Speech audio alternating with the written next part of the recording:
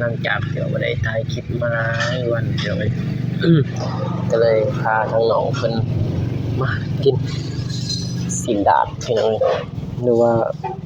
บุฟเฟ่ต์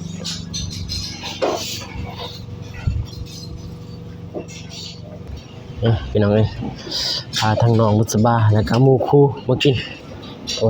น้องเพิ่นตัด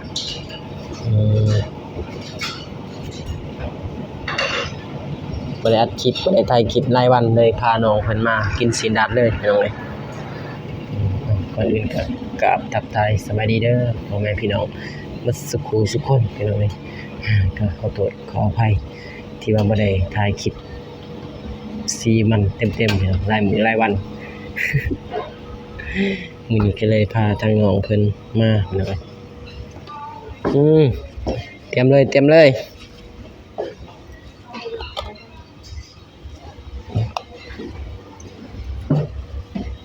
เอายังสบายดีเด้อสวัสดีเด้อสวัสดีเด้อของเราคนไทยอยู่ภายในต่างประเทศกับทักทายสวัสดีเด้อสุขสุขเด้อไปบ่รอสาเอาแล้วบ่เทแก้วเอาแล้วถ้วยได้เอาแล้วบ่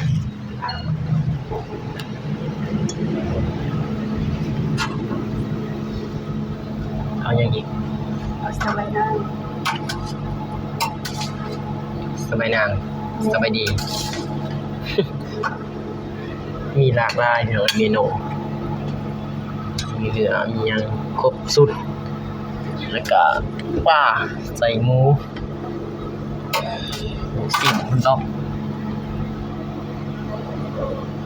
ปลาหมึก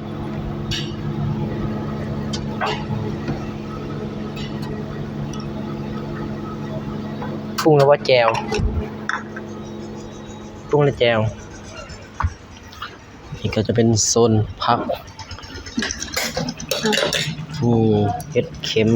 บ่ได้นั่งน้ำกันล่ะนั่งน้ำกันเอาเพิ่นนั่งน้ำกันได้แล้วนั่งเลยซื่อๆค่ะเอามาคืนแล้วมาน้ำกันมานำกัน4คน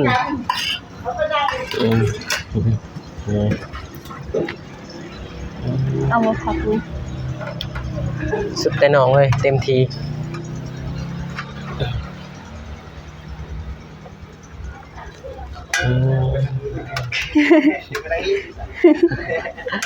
สวัสดีเด้อ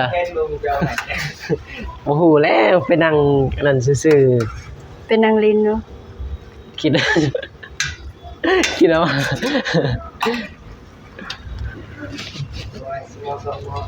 หมอส่งหมอเลยนะบอกนี่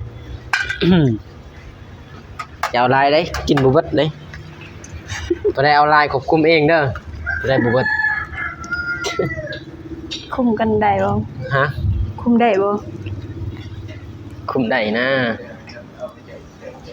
เต็มเลยอยู่นี่อ้าวมีผักมีเป็นหัวหน้าเป็นพี่เสกเป็นหัวหน้าเนาะเป็นตลอดทางให้ก็ไปคนเดียวบ่ฮู้เลยไปคนเดียวเป็นเฮ็ดหยังเนาะบ่ได้กินนั่นแหละรับรองว่าไปคนเดียวใส่ผักกันมันยากสุกคือน้อยเนาะหมอหรือว่าซ้ำเก่าบ่ซ้ำเก่านั่นแหละขนาดว่ามื้อนั้นเลยไปยังพักอีหยังตัวนี้ผักอันนั้นนี่โหระพามีมันเป็นบ่ใส่เป็นตัวนี้ขึ้นกับผู้มักนี่เด็กเขาอีสันคน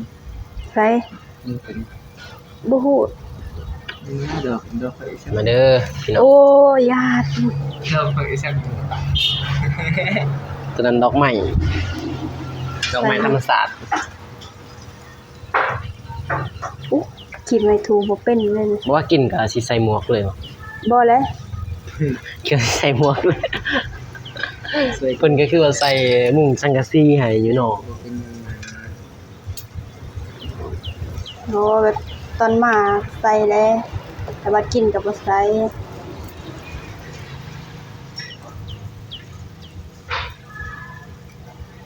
เด้อพ่อแม่พี่น้องเด้อ ทางคุณ ท่าน พอมาพี่ฮอดโรเซ่พี่ฝนตก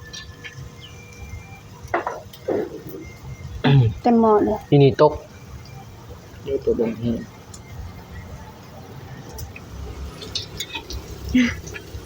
เด้อ เด้อพ่อแม่พี่น้อง กินซีนดาน มื้อนี้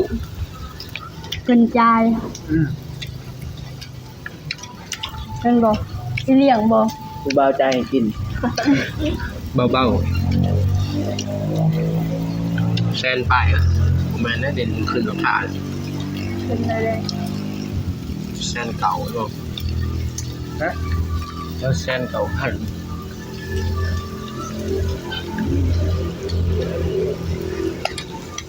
ขึ้นน้ำมันมั้ง ตาม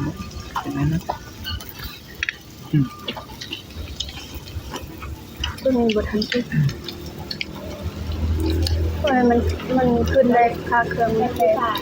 แล้วมีค่าที่นอนก็คือค่าที่เดียวเอาเป็นปกติเลย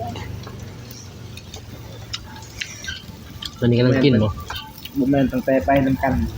สุดท้ายเลยต้องขึ้นไป ตั้งแต่นำกันแต่ปีกายครับเฮ้ยนี่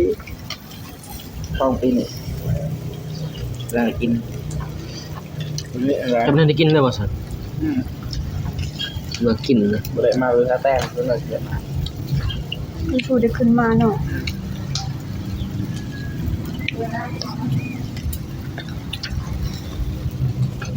เอาไม่เอาไม่ จะกินเล็กน้อยกินไก่สับไก่ส่วนให้กิน เรากินอยู่เพื่อนเอาเนาะ เชื่อตลอดอีก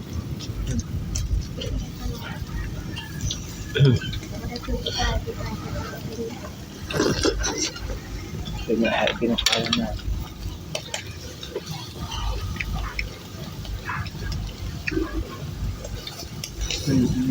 ย่างนี้มา บ่มีคนเลยนี่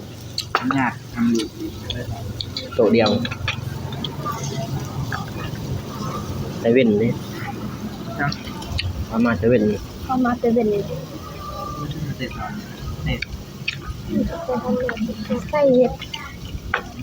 ต้องหนุ่มอะไรเนี่ย 2 โมง ขาดก็ข้าวชั่วโมงหนึ่งกินข้าวยังชั่วโมงหนึ่งได้ยักมาก ไปเพิ่นกินมะพร้าวล้างตีนแม่ล้างตีนแม่ครับ บ่ได้นะ หึ บ่ได้พากันซุ่ม บ่มีเงินล้างแล้วครับพากันเก็บมะพร้าวครับ ออกกันให้เราคิด ออกเมื่อ ไปนี่ก็บ่ได้ละบ่ได้นึงนะแต่เมื่อวานไปลักเต็มบ่เท่าได้ถ้าจะบ่มีเงินไปขาย50,000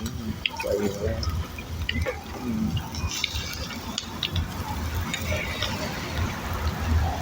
เป็นพ่อแม่เองบ่ทันนะ บ่ได้อันนั้นบ่ กระตุก พวกมันลูกมันได้เหมือนกันพวกเลยแล้วเซตอีกน้ำลังไทยคือเป็น เป็นเฮาบ่มีเฮาก็ เป็นยูครับผมมีเงินใส่ขายครับ ใส่50จำเขาไม่มีเนาะ ใส่ชม แต่ พูได้ นี่ยังใส่50 50ได้ ได้50คัน5ได้ ก็หาใส่ บ่ที่กะ แค่ 50 20,000ก็ได้ฮะเต็มซ้ำใจเฮามักหรือว่าซ้ำเฮามีซะ จำได้จำนี้เป็นเอาโกง มี10 20,000 ขาย ใส่ ก็เท่าไหร่ใส่ครับ โอ้ ขายละ ขอโทษไปเอาให้ อยู่ ไหม ไส ไปเอาให้ไหม โอเค ไปเอาให้ไหมจะเอาเลยบ่ เอาเลยเป็น เอาหยัง นะ มีทู เปื่อยมันได้ดอกโอ้ใหม่เลยเด้อ คิดสิ บอกกับเพื่อนนะเลยเมื่อทานแม่ไปใส่ไปรับเกณฑ์เขาเท่าไปใส่เมียกับบ้านไปอยู่บ้าน น่าบ่ฮู้ มา เด้ ทำเพื่อกระทำใส่เมียบ่อยู่บ้าน คันเมียฮู้เมียสิไปนำเนาะ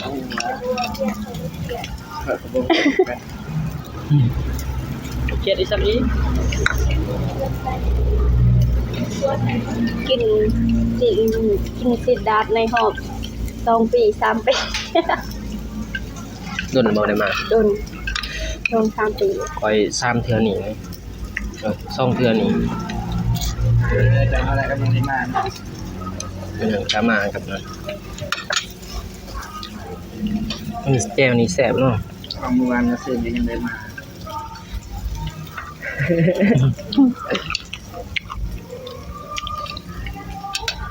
กินอิ่มหลายก็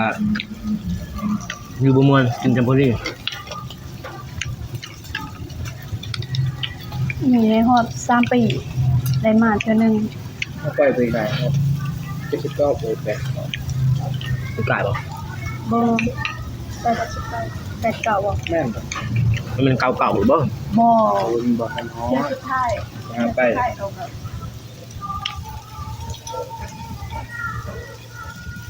แอบจะมีจำมืดอยากเอาบ่ทางที่มันเป็น จะท้ายหนึ่งไปกิน กินเลยอิ่มแล้วบ่ ไปต่อบ่ได้แล้ว ตัวนั่งบ่ตรงเลย ไปต่อบ่ได้แล้ว นั่งบ่ซื่อเลยมันยังแพ้2คน เลย ซื้อเอาจนหมด ยังเจ๊กับพี่อ่ะ เอาจนหมดหารเด้อเป็นไง มันหันเที่ยวสิกายกินมันหนาหมูไว้ คนนาไวมากกินหมดหาร จำหนาเลย แต่ยังถ่ายรูปเลยไปจัง เงินรู้ก็เป็นกับ ว่า เป็ด ห้ามบุคคลอันตรายนี้เข้ามา เปิดอะไรเองเปิดอะไรก็เป็นที่รักอีก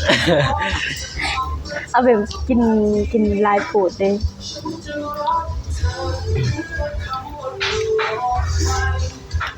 อิ่มอิลิอิโนเนาะ จะหมด จักมงเลย ตัวกินมาเดียว คือข้าวเดียวลง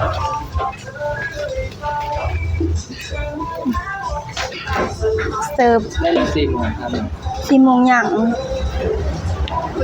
ชั่วโมง1 ชั่วโมง 3 โมง 53 สำนั้นแหละกินได้หนามไหมกินเราได้ค่อยอิ่มนะ มื้อนี้มื้อสุดท้ายเลยเด้อ บ่ไหวเลย ปีหน้าพอกันใหม่ปีใหม่ก็บ่ได้ไปทางใด กินมากินอีก ปีใหม่ก็บ่ได้ไปใส่ พี่ไม้ก็อยู่เพื่อนลังพี่ไม้จังได๋ออกบ่ได้ยันเปียก นะเต็มที่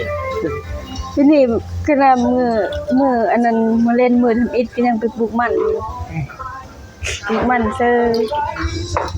นี่นะ3 มื้อเต็มจับมือ จัดหนักกว่า แต่มีเงินเนาะให้2 คน เคยซื้อตู้ปีหน้าเนี่ย อืม ซื้อรถ ปีหน้านี่จ้างคอยเอาอีกกระปุกแต่ไฟก็ยาเจ้าสิอยู่เฮือนก็ยาคอยสิจูงมันเลาะเองเจ้า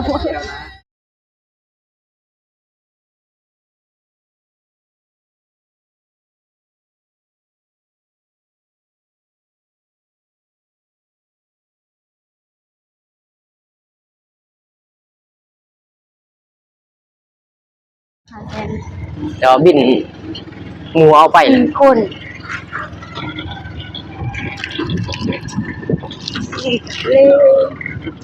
บรรยากาศโคตรดีเนาะ โอ้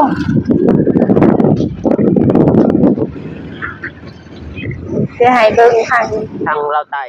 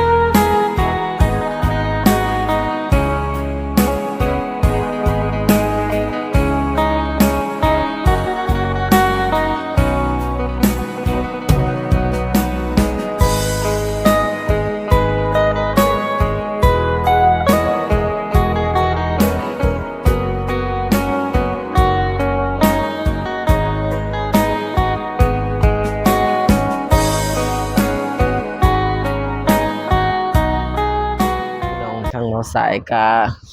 น้องบุษบาไปกินซินดาดมื้อนี้อืม กินสินดาดในหอบ3 ปี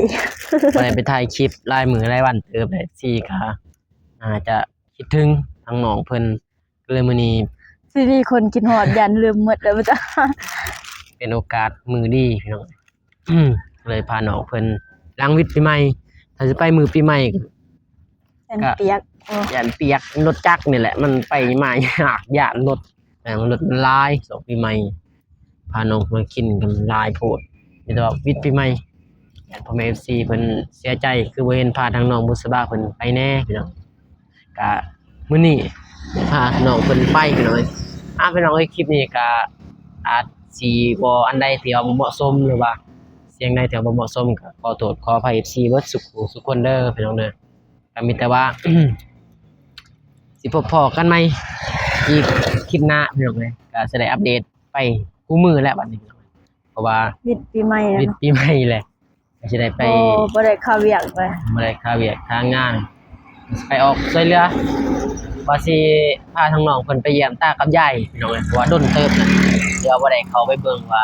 ทางบ้านตากับยายนี่เป็นจังไดเนาะยังน้องเพิ่นบ่ได้สู้ไปพี่น้องเอ้ยใส่หมวก บ่ได้คือไปใส่ กันลมกันฝน กับหมวกคู่ใจ โอเค มีแต่ว่าสีจบคลิปไปอยู่นี่เด้อพี่น้องเด้อจังได๋ก็ฝากตามคลิปเบาซ่าและน้องสบาย ไปนำกันพี่น้องเอ้ยว่าสิมีคลิปหยังแน่มีคลิปอันใดแน่ก็สิอัปเดตให้พ่อพี่น้องหรือว่ามีข่าวดีหรือว่าข่าวร้ายก็สิอัปเดตให้พ่อพี่น้องเพิ่นไปเรื่อยๆบัดนี้มีแต่ว่าสิพบพ้อกันในคลิปหน้าเด้อพี่น้องคลิปนี้ก็ขอให้พรให้พ่อ FC เบิดสุขทุกคนจงมีแต่ความสุขความเจริญปรารถนาสิ่งใดก็ขอให้ได้สิ่งนั้นให้เราปรารถนาความเจ็บอย่าได้ความไข้อย่ามีให้ร่ำให้รวยเบิดสุขทุกคนเด้อพี่น้องบ่พอไม่คลิปหน้าคลิปนี้ก็สิจบเพียงเท่านี้ก่อนพี่น้องเอ้ยบอกกันใหม่คลิปหน้าพุ่นแหละว่าสิเป็นจังได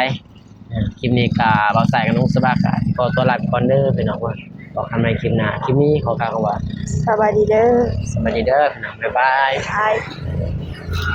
ไปพี่น้อง เมื่อ เดินทาง เมื่อบ้านเฮากัน โคตรดี